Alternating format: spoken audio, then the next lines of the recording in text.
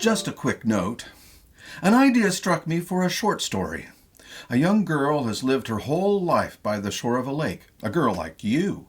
She loves the lake the way a seagull does, and she's happy and free as a seagull. Then a man comes along, sees her, and ruins her life because he has nothing better to do.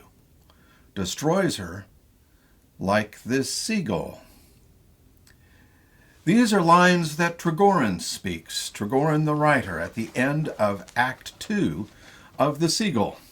Please join me as we take a look at Act 2 of The Seagull by Anton Chekhov.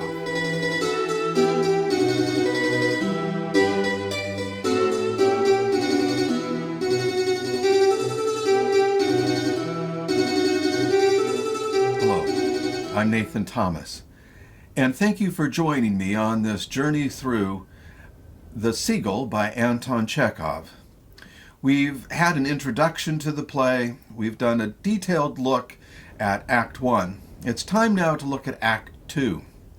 As we noted before, the action of The Seagull gets continually constrained in terms of place. In Act 1, we were by the lake shore, looking out on the lake, hearing people sing from other unseen parts of the lake. Now we're slightly more constrained. We're outdoors, but we're at a croquet lawn, and we're going to see people on a hot summer's day. Probably not much time has elapsed between the last act and the second act, and possibly even the very next day. But we'll understand this as we continue to move forward. A croquet lawn. The lake is visible, sparkling in the sun. It is noon, it is hot, garden benches, and a group of people are outdoors getting some breath of air, playing croquet.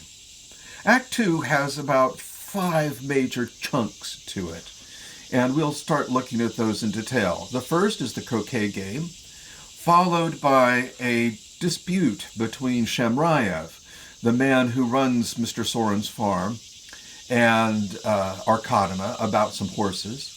Then we'll see another encounter, a little bit of a secretive little discussion that's very quick between Paulina, the wife of the farm foreman, and Dr. Dorn, and that will be followed by a very brief soliloquy, but then a brief scene between Nina and Treplev, so that complicated relationship continues to develop.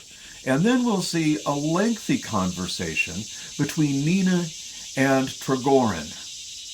Trigorin, of course, being Nina's boyfriend's mother's boyfriend, right? So there is a certain amount of complication here. And it's useful to remind us of 2 central tenets that I think are backgrounds to the entire act and the entire play. Number 1 is that Chekhov sometimes gets a bad rap for nothing happens in his plays. But I don't know that that's necessarily true. One of the things that Chekhov said in letters was that what he wanted to show was how people's lives could be smashed up and destroyed by the simplest of words. And I think some of us who have been in family gatherings at times notice that how even one misplaced word or even a look sometimes can be entirely devastating to us as human beings. Chekhov recognized this and I think was able to show this on the stage. The other thing that Chekhov is, and this is a useful reminder for us, particularly those of us in America, is, and I mean no offense by this either, is that Chekhov's characters are not turn-of-the-century British Victorians. Sometimes because of how the classical repertory is presented in America, is that we tend to think sometimes of Chekhov's characters being played by the finest of the great English actors, and they do a magnificent job of it. But sometimes we think Chekhov's characters as being cold fish in some way, or being somewhat distant from each other in a way that we probably misimagine in a bad stereotype, Victorian English people to be. Nothing could be further from the truth. These people are, as Dr. Dorn noticed at the end of Act 1, are a bundle of nerves. These are people with strong passions, strong ideas, people of strong aspirations. When Masha talks about her love, she talks about tearing her heart out of her chest and throwing it on the ground. This is not someone who is a cold fish. And as we'll see as we delve into the second act, we'll finally hear from the man of few words, Trigorin the writer. We'll also see one of the major upsets in the play. And of course, in a comedy, it's not about anything major, it's about horses. And we'll also have in this act one of the great bits of physical comedy in this play. And we'll get there after, of course, Paulina reacts to a kind gesture towards Dr. Dorn. But we start at the croquet lawn. And this is Madame Marcotina, the visiting sister and actress to Mr. Soren, who owns the farm. And she's here on this day playing croquet, and they're being read to by Dr. Dorn, and just having a chat. Why are they playing croquet? This is a good question to ask. What are they reading? Why are they reading it? This is a passage from a French author, Maupassant. And what is going on in this scene? There are multiple things going on. First, why croquet? For a number of years, this seemed particularly random to me, and of course that seems very strange to me because Chekhov is the absolute opposite of being a random writer. He's not someone who just wrote things off the top of his head. He is someone who is very well considered and has his own reasons for doing this. Well, for one thing, if we take Madame Marcotina's age in the text as gospel, that she's in her early to mid-40s, then what happens is if you look at the cultural history of Russia, is that when Madame Marcotina was the same age that Masha, Treplev, and Nina are now at the time of the play, in her late teens, early 20s. At that period of time in Russia, there was a croquet craze. People couldn't get enough of playing croquet. It had been imported to the country, and all of the young people were doing everything they could to play as much croquet as possible. And so there are lots of implications of this for Marcotina and for the scene. Is this an example of someone who is a little bit getting a little bit older and trying to seem young?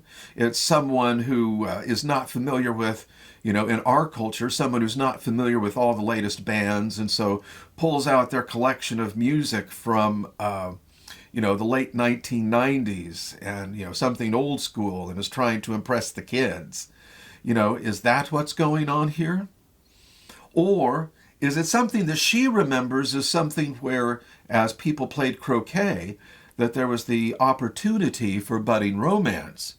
Is she, as someone who has a pretty good eye about people and understanding people, is she someone who understands that Masha has a romantic eye glanced towards her son, and that what she would like more than anything else is for Treplev to turn his eye from Nina to Masha? One, there would be the benefit of the two of them being there on the farm together, but it would also mean that Nina would have no reason to come over to the farm. And she's already noticed in Act 1 that Trigorin has been noticing Nina. And is she someone who is protecting her man from incursions? There are all kinds of opportunities that are going on just in the act of playing croquet. And we have here also Madame Marcotina working to show how she herself is still young. Not only young at heart, but physically young. She asks the people around them to compare herself to Masha. She compares herself very favorably in comparison to Masha, without thinking, of course, that Masha neither has the means nor the desire to dress herself up in the way that Marcotina, as a professional woman, might do.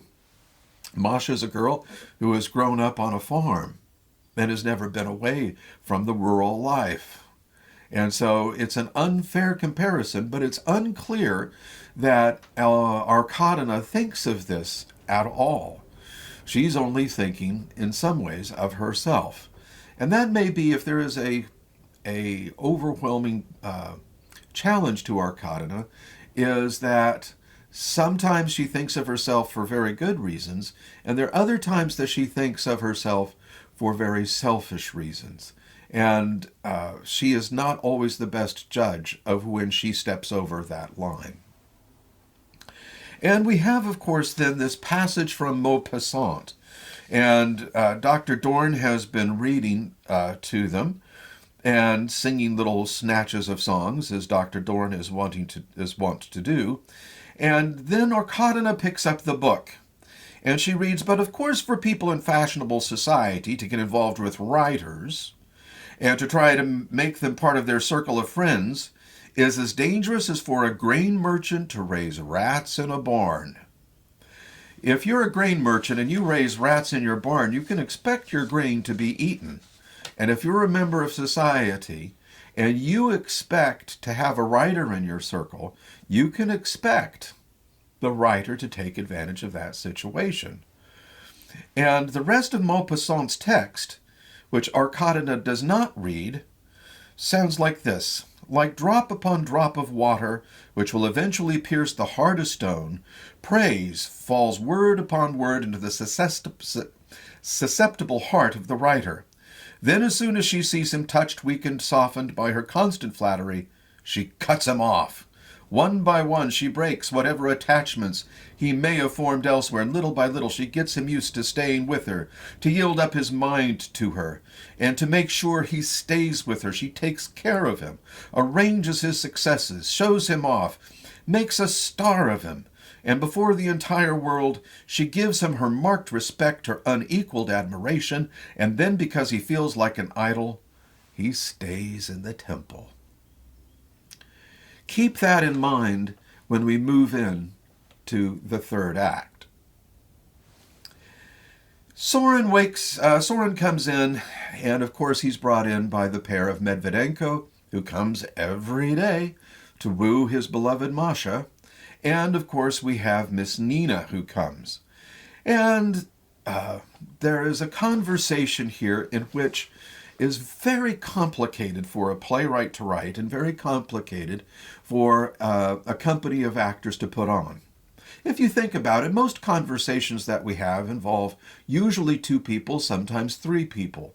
Once you get into larger numbers, say for example you have 4 people or 5 people, is that then you break off into groups of 2s and 3s in terms of being able to have small group conversations. Rarely do you have lengthy, full conversations amongst groups of 5 or 6 people.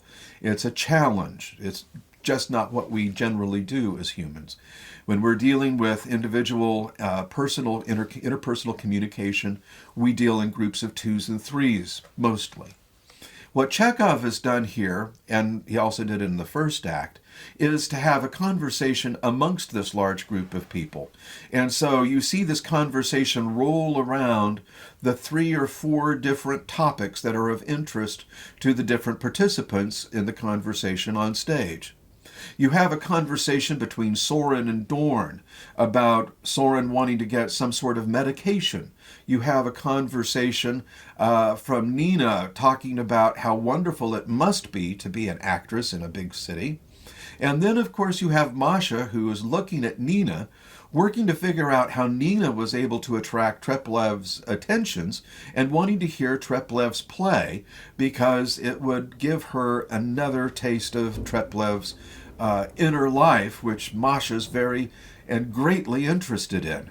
And so you have all of these people rotating in a kind of solar system, all gravitating around each other, working to figure out what's going to happen as they spend their time together on this summer's day. This is also one of those things about Chekhov that he's able to capture, and that is the life out in the country, in the world before electronics and entertainment and being plugged in. And by the way, thank you for being plugged in and watching this chat. But in those days, of course, if they had a piano indoors. We've heard that in Act 1. We'll hear the piano again. But outside of that, any entertainment you have is the entertainment that you make for yourself. And the days are there, and there's really not that much to do. Arkadina is not going to go out and help pick wheat. She's not going to go into the garden and dig up potatoes. So what else is there for her to do?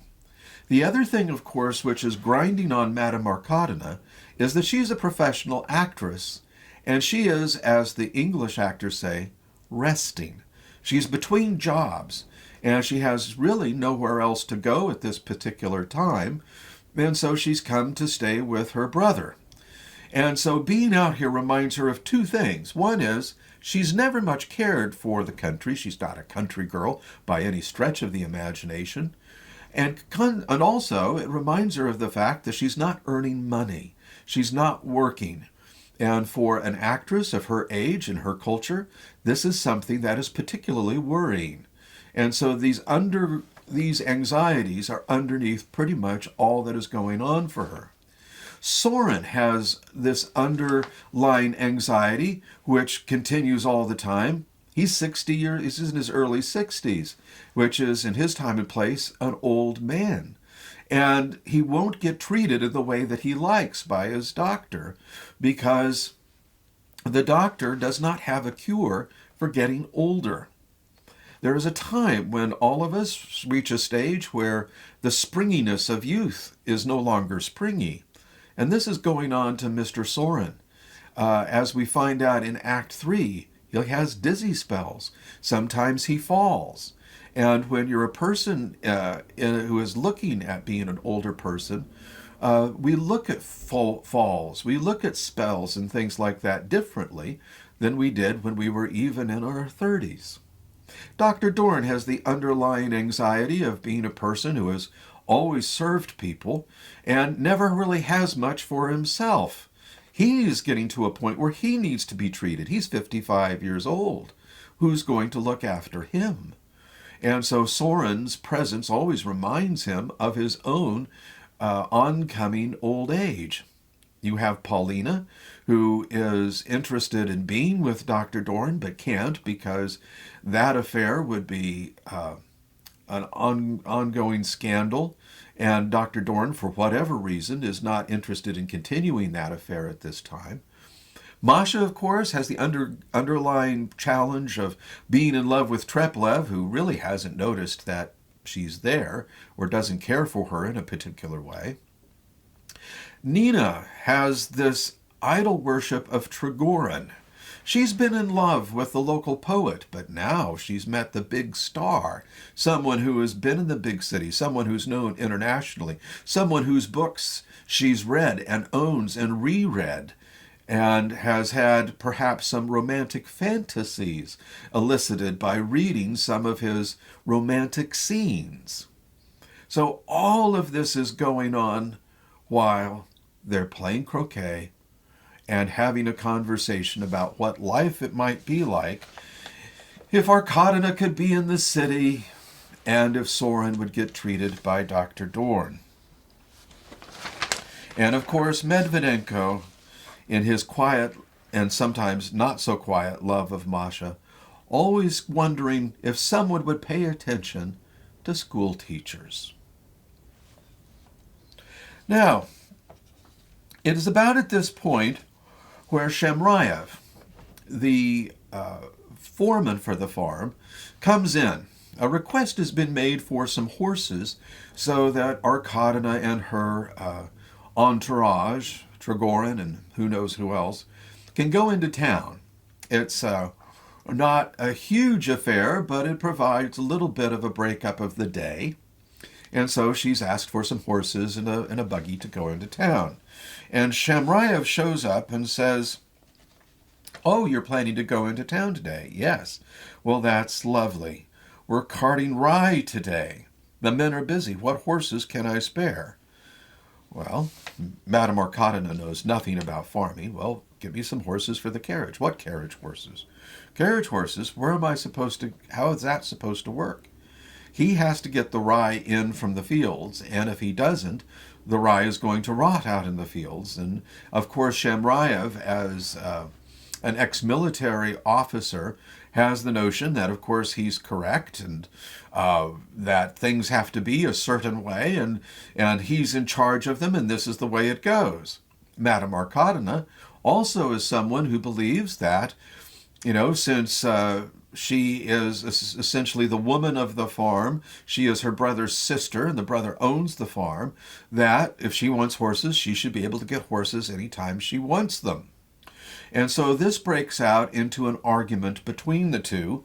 And of course, what happens is, at the tail end of it, Arkadina has a fit and says, well, if that's the way it is, I'm leaving this farm altogether. And Shamrayev says, well, if you're going to be that way, I quit. I can't run a farm like this. And the two of them have yelled at each other, thrown up their arms, and leave. And what happens is all of this leaves us with Dr. Dorn and Paulina being alone together. And this starts a little sequence of little quiet conversations, which will be the essence of the remainder of Act 2.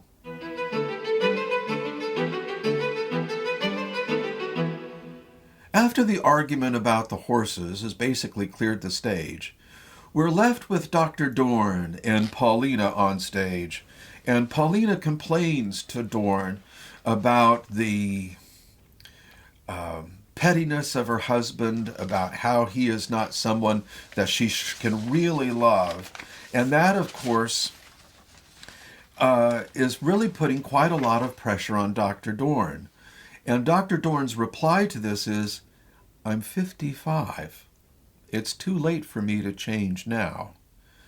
And Paulina says, oh, I see. You want to get rid of me. You have plenty of other women. I'm not the only woman. You can't have all of us move in with you. I understand. Pardon me. I must bore you. And Nina is starting to approach back to the stage, but they continue their conversation. Paulina says, I'm jealous. She's jealous of Dorn. And Dorn has no opportunity to really make an answer, but says, what's going on in there? And Nina reports, Irina Nikolaevna, Madame Arkadina, is crying. Pyotr Nikolaevich, Mr. Sorin, is having an asthma attack. And Dorn says, come on, I'll come and give them some valerian drops. And valerian drops are essentially a form of Valium. So he's going to go in and give them some relaxers. And that's what he's going to do. At this point, that is his number one go-to, as opposed to take 2 aspirin and call me in the morning. It's take some Valium and peace out a little bit. And this is where we get this little moment of physical comedy.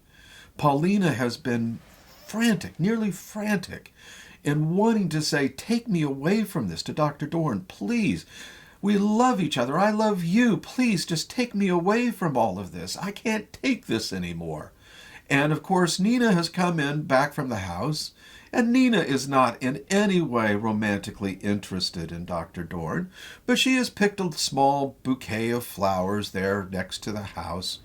And in a gesture of kindness to Dr. Dorn, a little recognition of what he does in dealing with these people, she hands him the little bouquet of flowers and says, take them, please. And Dr. Dorn uses a little bit of gallant French. He says, merci bien. And he accepts the flowers and starts to walk into the house, which of course is off stage. Paulina sees this and she stalks after Dr. Dorn and she says, what pretty flowers. And as they get farther and farther from Nina, she hisses in a low whisper, give me those flowers. Give them to me. And then there is this great moment of Chekhovian comedy in which you see this bouquet of flowers sail from off stage back on stage. and pretty much guaranteed to get a very nice laugh. Now, we haven't talked a huge amount about all of the comic opportunities and opportunities for humor in Act 1 and Act 2. And in the same way that one sparrow doesn't make a spring, I'm not going to argue through one example that this is the reason that Chekhov calls the Seagull a comedy. But on the other hand, we need to recognize that as we look through all of these events that are going on, and I use this as a reminder, is to look at them through the lens of the possibility of humor. And when we see that lens and look at these events through that lens, we see that there are plenty of opportunities for humor and that people can find these quite delightful and quite amusing. Unfortunately, what's going to happen next is going to be the leavening against that humor. And this is a small, short scene between Nina and Treplev. And in it, a complicated relationship to begin with becomes ever more complicated. First, we have a very unusual thing in modern drama, but it also shows Chekhov's nodding salute to Shakespeare, and that is a soliloquy. Nina has a brief moment on stage in which she speaks out loud to whom? She's not necessarily speaking to herself, although the speech is somewhat reflective. She is speaking to the audience because, of course, they're the only other people in the room. Now, we think of Chekhov as being, and I use air quotes here, a realistic writer often. But it's these metafictional moments that give the lie to thinking of Chekhov as being solely a realistic writer. Another element, of course, are elements of rhythm, where we hear different words, we hear different patterns. This will come back very strongly in Act 4, when we hear the sounds of the watchman clicking as he goes around the house to protect the house from incursion. Chekhov uses sounds and things in a rhythmic, musical way. And so this is also what's going on. So it's unusual and interesting, but we do have here a soliloquy in which Nina speaks out loud and reflects on what she has seen. She's someone who grew up in the country. In some ways, she is not that far different from Masha. She is a country girl. She is someone who has grown up in the country. Now, she has aspirations to be an actress.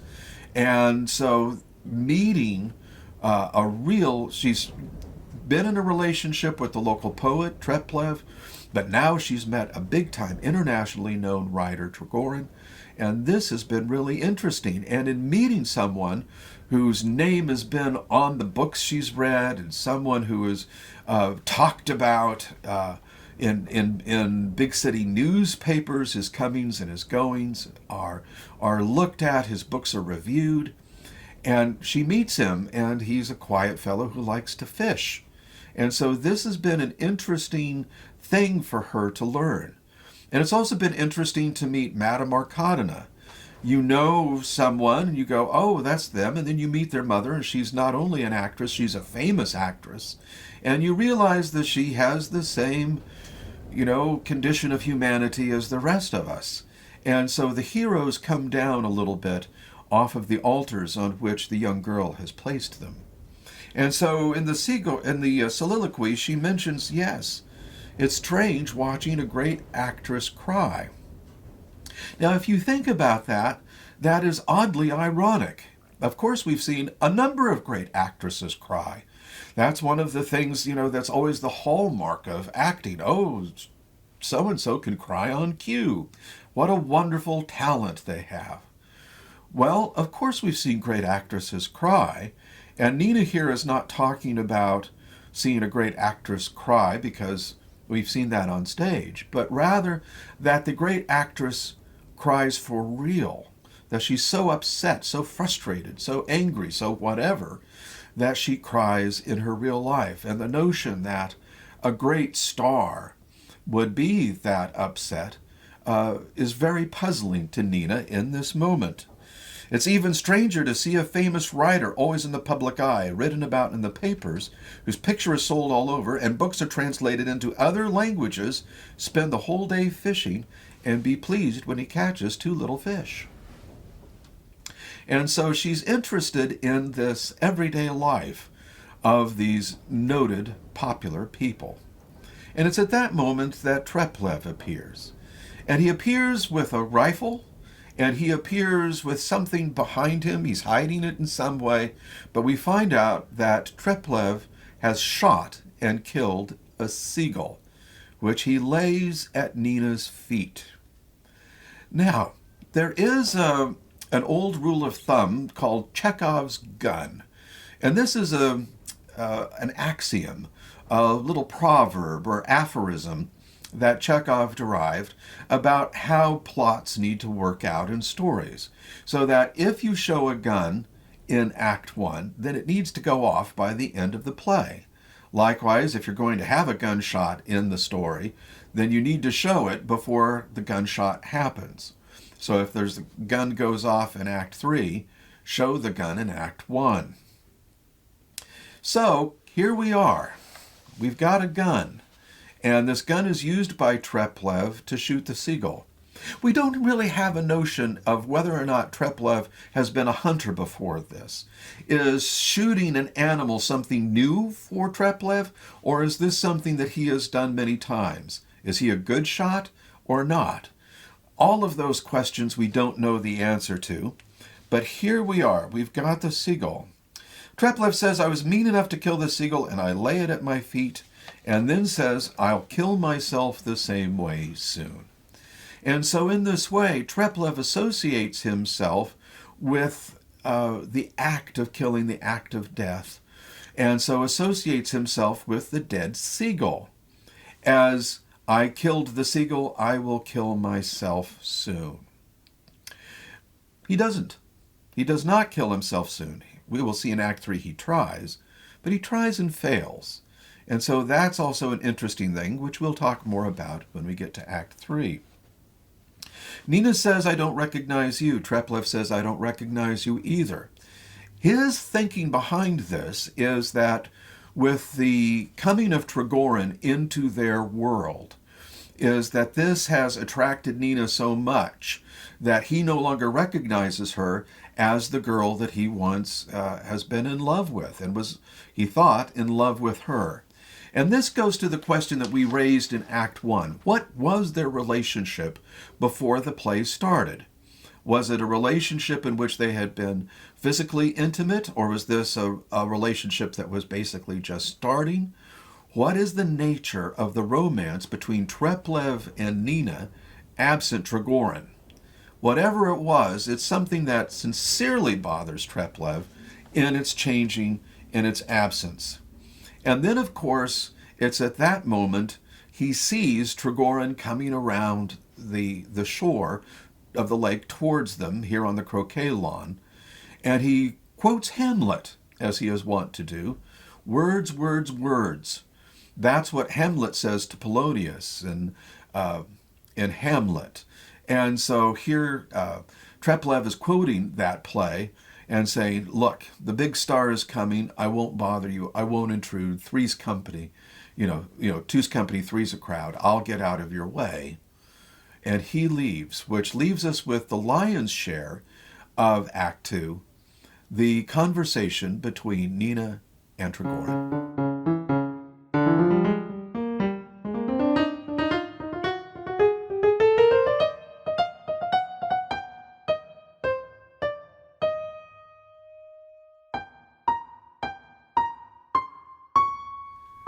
The conversation between Nina and Trigorin is a challenging piece of work for the actor playing Trigorin. Otherwise in the play, he doesn't speak much. He barely speaks in Act 1, has a few lines in Act 4, has a little bit of a conversation with Masha and then with Arkadna in Act 3. But the lion's share of the lines that Trigorin has to speak are in this conversation in Act 2, where he has these lengthy speeches discussing the life of a writer. This is a technique that Chekhov will use again in Uncle Vanya, where Dr. Astrov will describe at length the maps and charts and histories of the area around the farm that is run by Uncle Vanya. And so you have a man wooing a woman by talking a lot. Maybe this is something that is how writers work. I don't know. I'm not a writer. And so we have this conversation in which Nina expresses her idolization of Trigorin and Trigorin's dismissal of that idolization, and talking about what the writing game is like. It's hard work, it's obsessive, he can't seem to get out of it. He's not entirely certain that it's the right life for him. He just can't figure out how to do anything else. And you get the notion that Trigorin is a fairly complicated fellow, in that he wants to be commercial, but also he's a citizen of his country, and he feels that he wants to say something of meaning in his life. Now, not surprisingly, in a play that's written by a writer, there are a number of people who want to say that Trigorin is essentially Chekhov. Some people will also, of course, point to the doctor in the play and say that Dr. Dorn is Chekhov. I think this sort of one-to-one comparison is never very effective, because what Chekhov does is that he creates characters who are in fact have some similarities. Of course it would be. He created the characters in his imagination, and he wrote the words that they say. But on the other hand, I think we can be led down a false path by taking that too much to heart. For example, the doctor in Uncle Vanya, Dr. Astrov, is a drinker. He drinks vodka. He's probably an alcoholic. Dr. Chekhov was not an alcoholic. He was many things, but that was not one of them. And likewise for Dr. Dorn.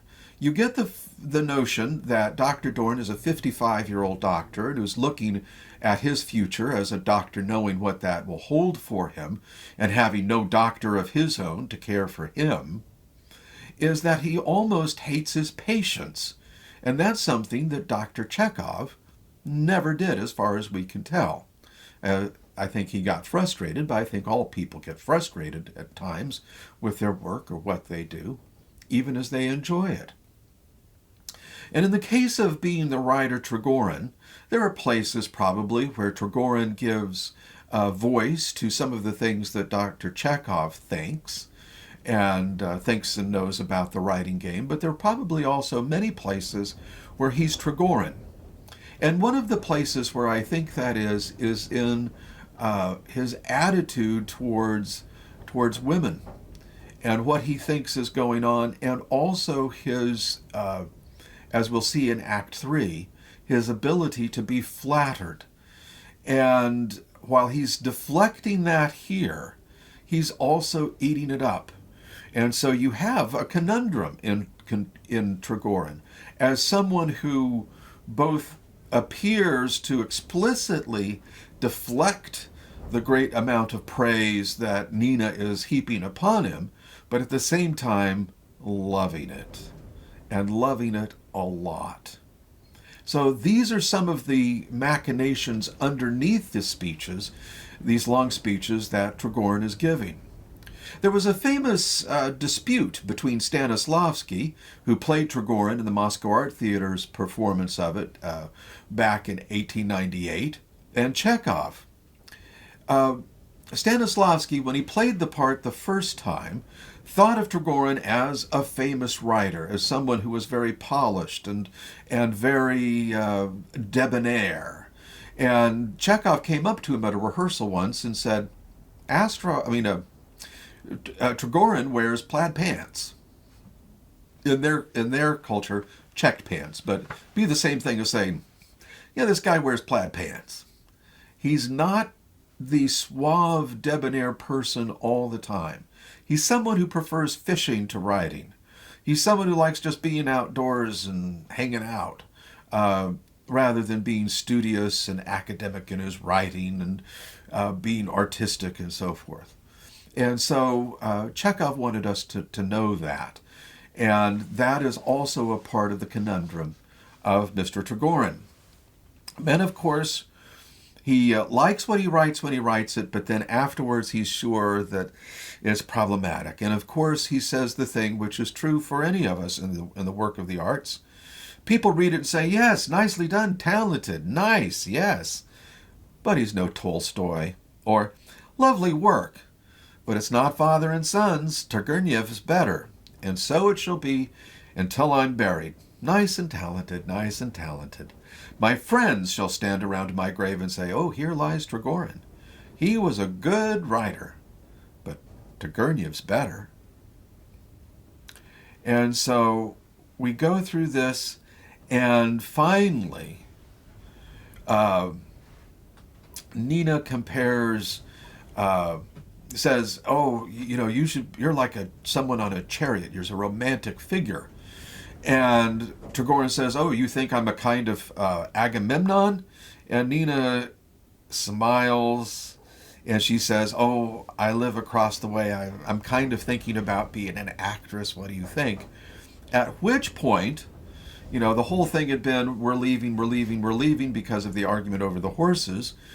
Well, after having had some Valium and calming down and thinking about it, because where would they go in the city at this time?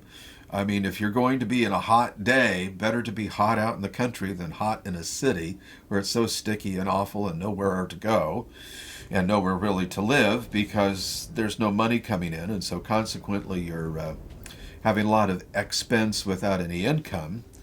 So Arkadia's rethought and said, we're staying. And Nina says, oh my gosh. This is great. There are two bits here at the end. The first is where we started. And these are the notes that Trigorin makes about the seagull that Treplev shot. And that is, a man comes along, sees a young girl who is like a seagull, and the man ruins her life. Why? Because he has nothing better to do. Destroys her, like this seagull. And this is going to be another leitmotif for the second half of the play. A man who comes along and ruins a woman for no other reason than he can. And then, of course, we have the last line of the act, which is Nina saying, my dream. It's a single word in Russian, and it can mean dozing or sleeping or dreaming.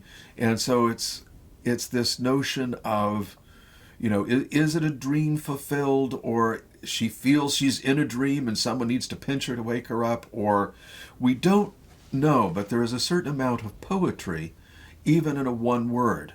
And that's where I'd like to leave us today, is again pointing out that Mr. Chekhov, in writing his plays, uses not an expansive vocabulary, but the vocabulary of almost everyday simple language, but uses it in such an evocative way that makes you wonder, what are all of the different reverberations and different tones that are all underneath the music that we hear, and allows for a richness of an experience of us being able to see this in the theater. And how I wish we could all be in the theater together right now and seeing Act 2 of The Seagull. Thank you so much for joining me on this journey. When next we come together again, we'll be taking a detailed look at Act 3. Thank you. Stay safe.